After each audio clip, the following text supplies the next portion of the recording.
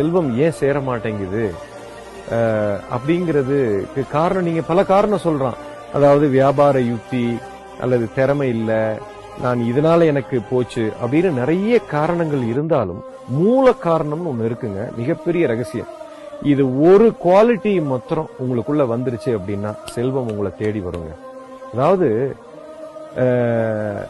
நம்ம எப்பவுமே இன்னொருத்தர் வளர்றாரு அல்லது இன்னொருத்தர் மிகப்பெரிய செல்வந்தராக ஆகிறார், இல்ல ஒரு பெரிய கார் வாங்கிட்டார், நம்மளோட ஒரு நல்ல வீடு வாங்கிட்டாரு, நம்மளை காட்டுல ஒரு நகை ஒருத்தவங்க வாங்கிட்டாங்க அப்படின்னு அதை பார்க்கும்போது நமக்குள்ள இருக்கிற உணர்வு உள்ளுக்குள்ள சந்தோஷப்படுகிறதா, இல்ல அதை பார்த்து பொறாமைப்படுகிறதா, இல்ல நான் இப்படி ஆக முடியலையே அப்படின்னு ஒரு வருத்தம் வந்தால் கூட இது மிகப்பெரிய தடையாக மாறிவிடுகிறதுங்க. இது மிகப்பெரிய உண்மை, நல்லா புரிஞ்சுக்கணும். நம்மளுடைய சுத்தி இருக்கக்கூடிய மக்கள் செல்வந்தராக வாழ்ந்தாலும் சரி, அவர்களுக்கு செல்வம் வருது அப்படின்னா அதை நம்ம பார்க்கும்போது நமக்குள்ள ஏற்படுகிற வருத்தம் அல்லது பொறாமை அல்லது ஒரு ஏமாற்றம் அல்லது ஒரு ஏக்கம், இந்த மாதிரி ஃபீலிங் எல்லாமே மிகப்பெரிய தடையாக மாறுகிறதுங்க. இந்த உணர்வு இருக்கு பாத்தீங்களா, இது ரொம்ப ரொம்ப முக்கியம். நம்மளுடைய உணர்வு இந்த மாதிரி இருந்துன்னு சொன்னா இது பிரபஞ்சத்துல போய் அடித்து அதிர்வாக மாறி அடித்து மிகப்பெரிய ஒரு தடையை ஏற்படுத்துகிறதுங்க. இது நிறைய பேருக்கு தெரிய மாட்டேங்குது.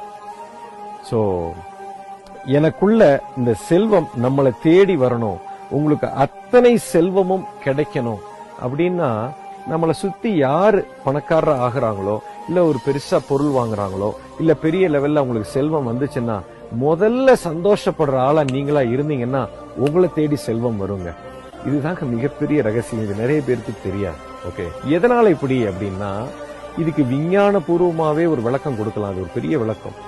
ஒன்னு புரிஞ்சுக்கோங்க, இந்த பிரபஞ்சம் அத்தனையுமே ஒரு ஒத்திசைவாக இயங்கிக் கொண்டிருக்குது. நான் வேறு, இன்னொருத்தர் வேறு அல்ல, எல்லாமே ஒரே உயிராக செயல்பட்டு கொண்டிருக்குது. எல்லா உயிர் பொருளும் ஜட பொருளும் ஒன்றோடு ஒன்று தொடர்புல இருக்குதுங்க. the whole existence is connected, it is one harmonious unity. எல்லாமே ஒரு தொடர்புல இருக்குது. இப்படி இருக்கும் பொழுது, இது ஒரே உயிராக இயங்கி கொண்டு இருக்கும் போது யாரோ ஒருத்தருக்கு செல்வம் வருகிறது அப்படின்னு சொல்லும் போது அது யாரோ ஒருவர் இல்ல, அவரும் உங்க உயிர் கூட ஒரு தொடர்புல இருக்கிறாரு. இப்போ வந்த அந்த செல்வத்தை நினைத்து இங்க வருத்தம் வந்துச்சுன்னா இந்த பிரபஞ்சம் என்ன நினைக்குது, ஓஹோ இவனுக்கு செல்வத்தை கொடுக்க வேண்டாம், இவனுக்கு வந்ததுன்னா வருத்தம் அப்படின்னு உங்களுக்கு செல்வத்தை நிறுத்திடும். இதுதாங்க மிகப்பெரிய ரகசியம்.